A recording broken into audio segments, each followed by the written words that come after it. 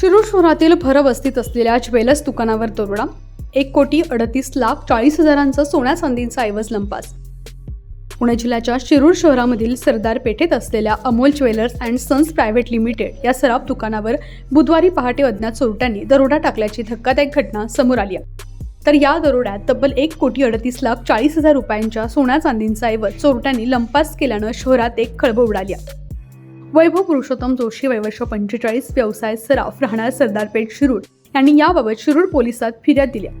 त्यांनी दिलेल्या फिर्यादीनुसार 24 सप्टेंबर रोजी पहाटे 4 ते 4:30च्या सुमारास 4 अनोळखी आरोपींनी दुकानाचं शटर उचकटून आणि काचा फोडून आत प्रवेश केला. त्यानंतर त्यांनी सोन्याचे 760 ग्रॅम दागिने, 46 ग्रॅम मोडीत निघालेले दागिने आणि 77 किलो चांदीचे दागिने असं एकूण 1,38,40,000 रुपयांचा ऐवज चोरून नेला.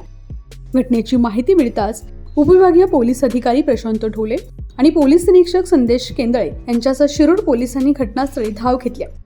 पोलिसांनी परिसरातील सीसीटीव्ही फुटेज तपासण्यास सुरुवात केली असून पोलीस आरोपींचा शोध घेत आहेत.